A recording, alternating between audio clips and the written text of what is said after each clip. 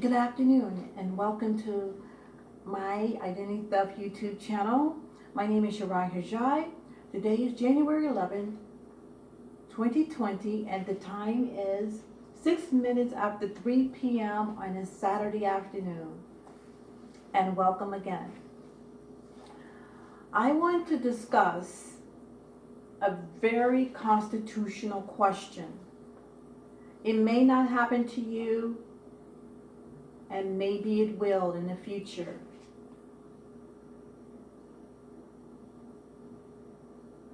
And the question that I'm about to present, please keep in mind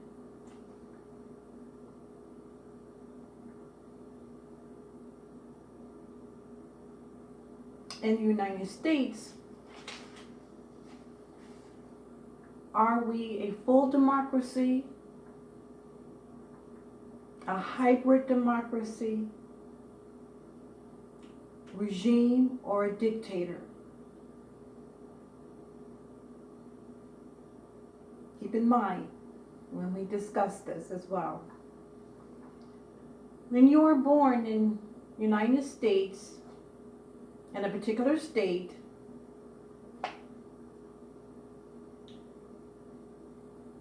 it creates a birth certificate within that state you were born.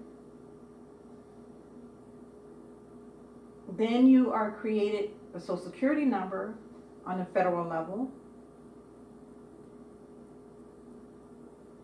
Then you have identification. Now I know they handle student identification now differently as when I was back in school. But identification, as when you turn 18, you can either get a state driver's license, a real ID now, driver's license, or identification cards. And the federal question I want to present to you, my audience, do the state have the right to own your credentials? I just mentioned. Oh, and one more thing, your transcripts. Whether you go to parochial or public schools, you generate transcripts. Who owns it? You do, or the state? We're talking about your jurisdiction of your profile. Who owns it? And does the state have the right to redistribution of wealth if they don't like you?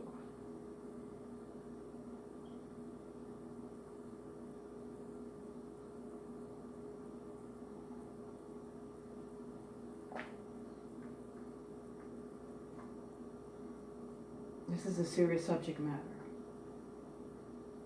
If you don't think the way the masses think in the state, do they have the right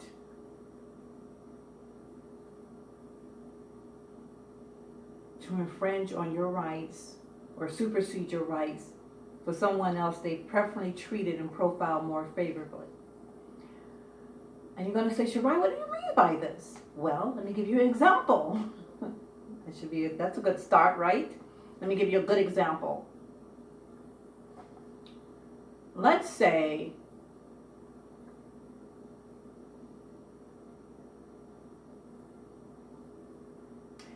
you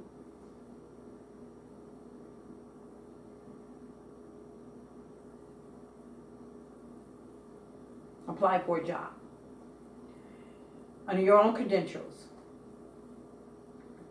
You have excellent credentials, work histories, you have the proper academics, but someone else applied for the job that doesn't have the superior academics and work history as you do, but they like that person. Do they have the right to take your credentials and allocate it to that person because of their desperate treatment? As if you didn't struggle to get there. which causing you a desperate impact. Those are legal words, you can look it up. Desperate treatment and desperate impact. Another good example, let's say you had to take an exam. And there's 100 people. And they, based on the race of the exam, but you were one of 5 that passed the exam in the minority group.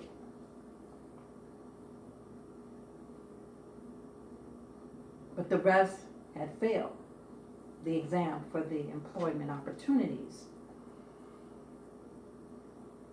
So they filed a lawsuit. Minority groups filed a lawsuit and saying that was their economic deprived, didn't have the proper schooling, and so forth and so on. Do they have the right to supersede your test scores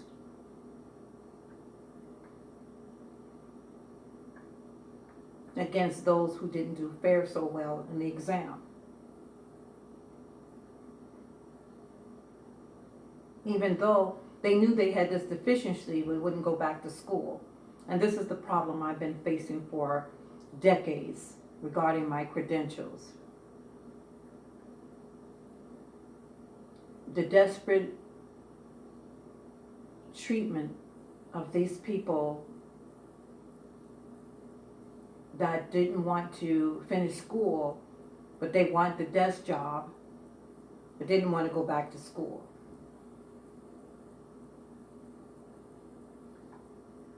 Similar to the people who had filed the lawsuit because they didn't fare so well on the exam, but the exam has always been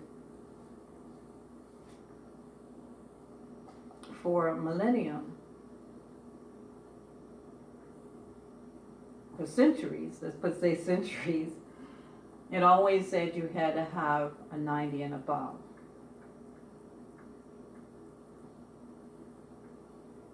So does those desperate treatment people have the right to change the law to accommodate their deficiencies in the exam? Or do they have the right to supersede on your rights because they didn't pass? Because one minority passed and they feel that they have the right to be on that person's paperwork because that person passed the exam.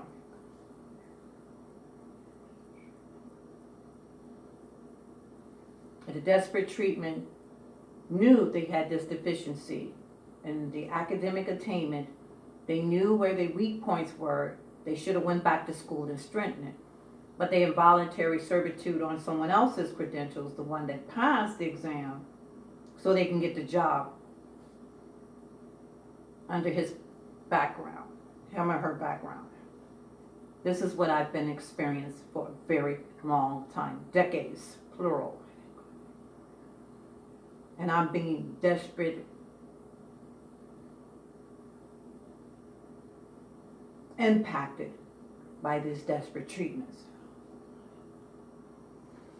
Now, getting back to the question, do the state have the right to own your paperwork based on their affiliations with these kind of people, their advocacy groups, the caucuses, the grassroots, the special interest groups, the religious organizations? Why can't they set up a class and teach them what they need to know instead of infringing on someone else's rights or superseding on my rights under voluntary servitude, which is intangible when they did this. When they did this with my credential, whether they fake or forge identity, they basically quartered my identity. It's intangible. And we know under cruel and unusual, quartering is basically the tearing apart of the body and your legs into quarters. Well, they're doing it with credentials.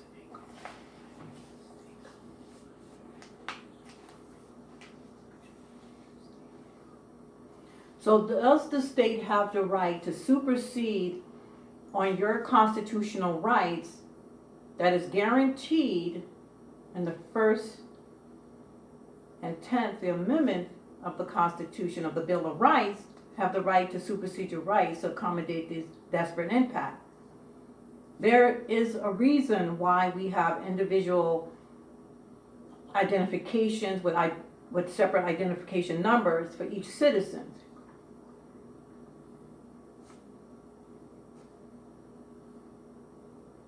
Now, what makes me bring this up? Well, yesterday I was upset. We have very paper thin walls. Right behind me is the common area on the other side of my wall here, and we can hear everything. Everything. On the left side, where my hands is the common area for the up and down. I'm right next to the common area where they come in and out of the building, so I hear everything. Paper thin walls. Can hear someone breathing. I'm not kidding you. So what made me bring this up? Well, I was upset yesterday after they said this, and they accusing me of lying about all the things that happened to me when I have evidence. I just don't say nothing just to hear myself speak to you on the YouTube. I have to back it up with evidence.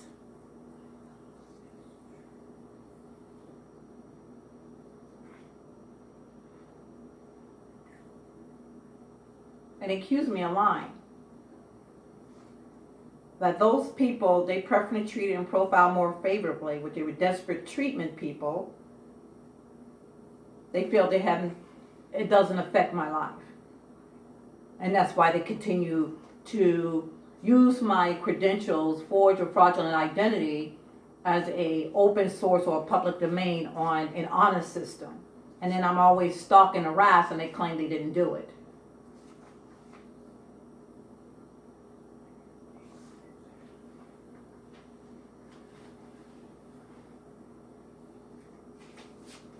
Now it could be domestic, meaning U.S. citizens can have desperate treatment.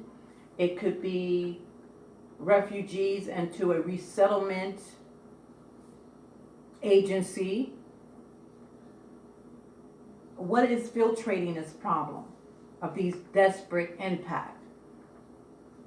I didn't cause that person to drop out of school. I didn't tell them to drop out and party all night long or have that child. That was a personal choice. Because of their poor decisions, my life was affected because of their poor decisions.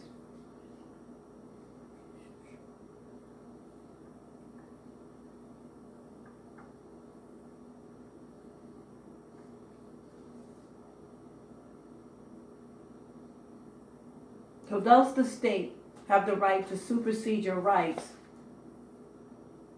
of your credentials based on a preference treated and profile more favorably an individual?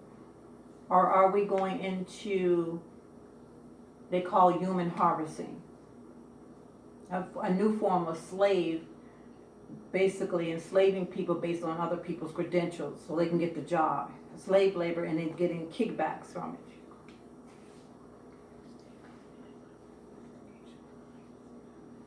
I have no rights because they're on it. Some bad things have happened to me because people were on my credentials and lied about it. I've been misreported and misidentified because those people they preferably treated and profiled more favorably were on it without my consent. Nor was I subpoenaed, notified that it was even compromised. Does the state own your credentials or do they supposed to manage it? Those are the constitutional questions.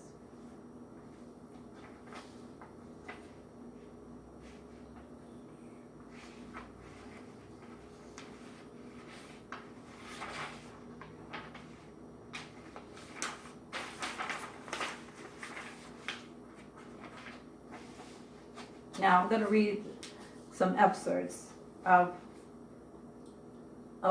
legal terms. They're going to be legal terms. It's written in a legal format. but I'm going to read an excerpt of this legal format, and I'm going to leave this up to you, okay?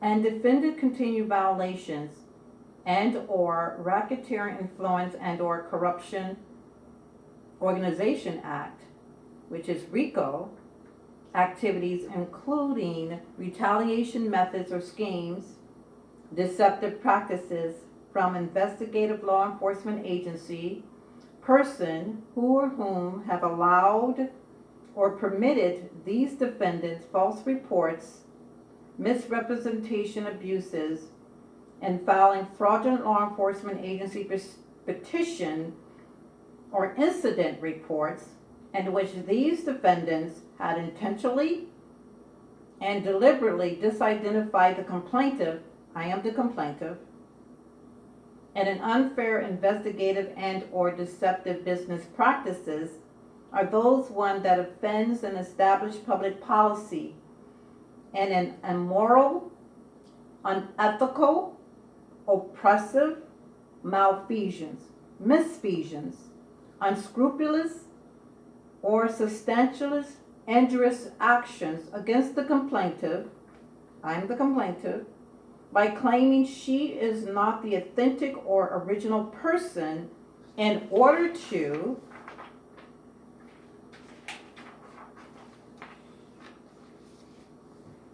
facilitate for these defendants to falsely institutionalize the complainant into a mental hospital and or imprisonment because these defendants who or whom is or are religious organizations, grassroots, special interests, caucuses, and advocacy groups think those defendants who or whom he or she or they preference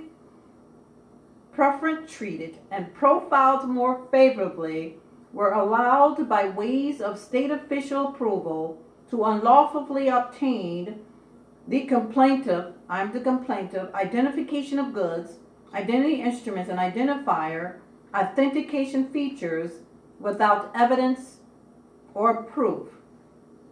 When these defendants are falsely impersonating the complainant, I'm the complainant, personal national security background, which they claim does not cause me any involuntary servitude and economic disproportionately and disappropriately affected away from employment opportunities, housing, educational attainments, and the pursuit of happiness.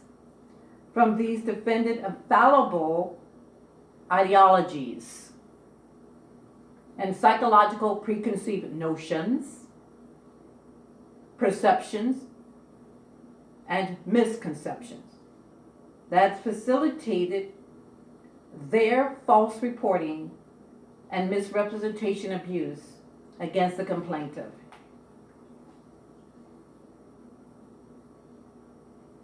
The claim is not happening. I'm being harassed and threatened continuously. A few months ago, last year I was in a store, a big box store, and I guess she was one of those refugees from Sudan or somewhere.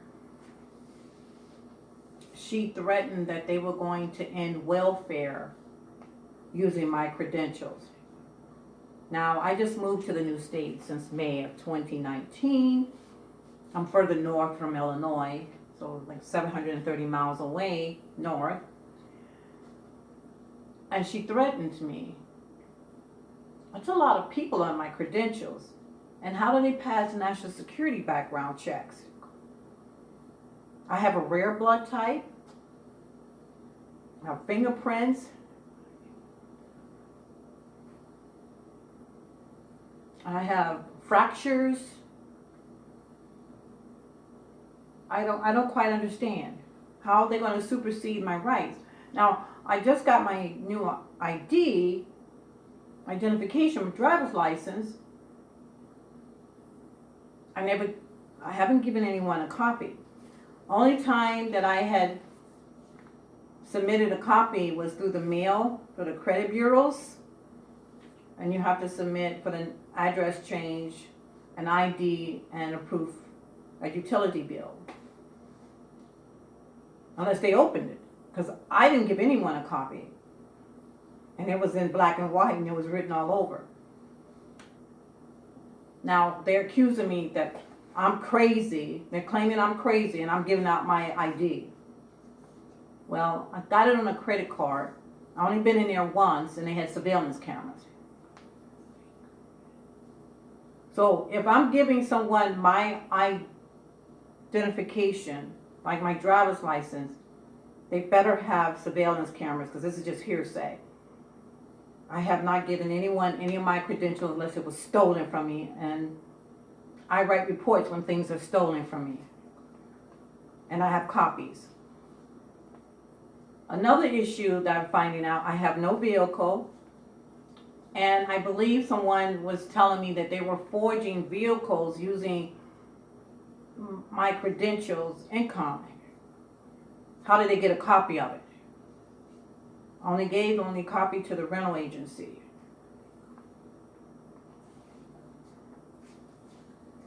We have some serious constitutional questions about my rights and the desperate treated people that are domestic citizens in this country, as well as the refugees in this country. Do I have to live on the streets to accommodate their existence when I didn't tell them to come here? How am I supposed to live? So if I apply for housing, then they can forge my signature based on what the rental agency management think of what I should be, or some state employee think what I should be. Then they will forge my credentials because I don't look the way they think I should look. I am a female from birth, and my gender identity is female. They're claiming I'm a male. So males can work under my paperwork. Then late yesterday evening, the same thing, the common area right behind me, paper thin wall, because I'm suspecting that I'm being watched inside my apartment. Well, my lease doesn't say where they're supposed to give the locations of the surveillance camera, and it doesn't. And I'm being watched and heard in my apartment.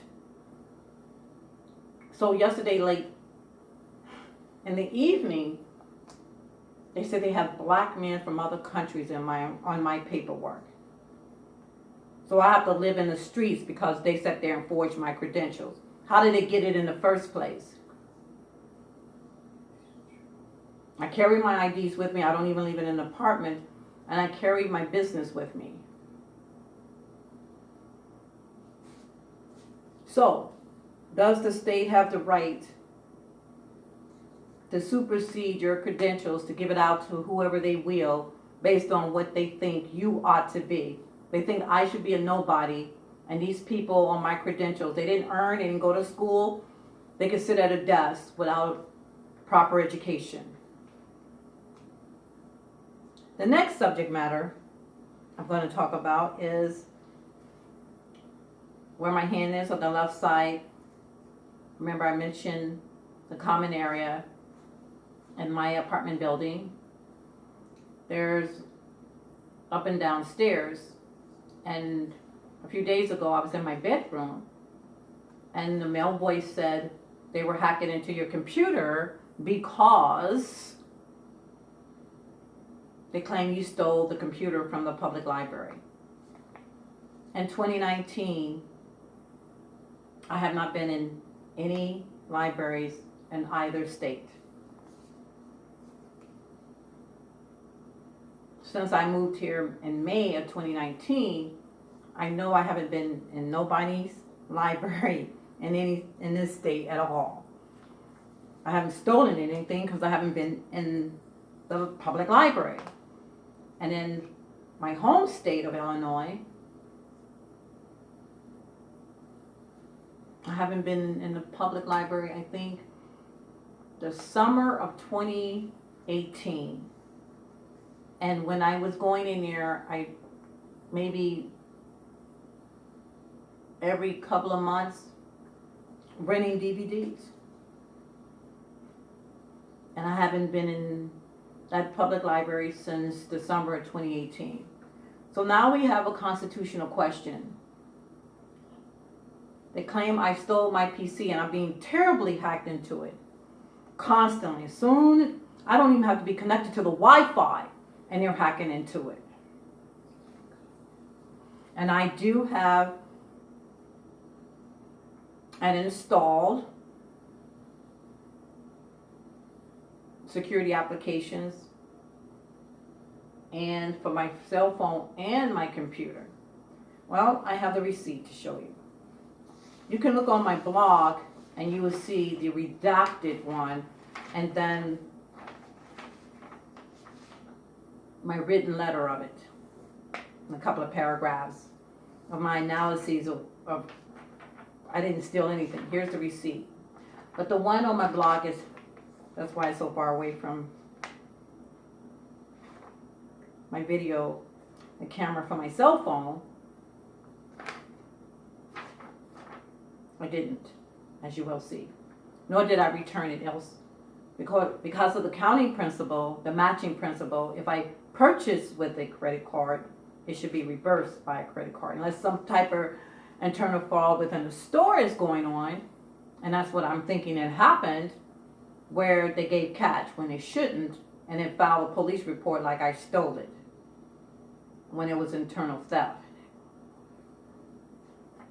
Then I heard they were doing this to me in the grocery stores here. I've been hearing some stories about they were claiming I was stealing groceries when I have a receipt, and then giving them cash, and then claiming I'm stealing. There we go with the counting principle problem again, which is actually internal theft. Here's your receipt. It is on my blog. You can check it out. And my written story on it. I don't need to steal from the public library because I'm sure the public library is doing a purchase order, which means they have a contract with the computer companies to buy those desktops and laptop computers. And my serial number wouldn't match. And I'm sure they wouldn't buy that brand. So, based on a hearsay, it's inadmissible in court, but I'm being targeted and followed like I done something wrong when I did not.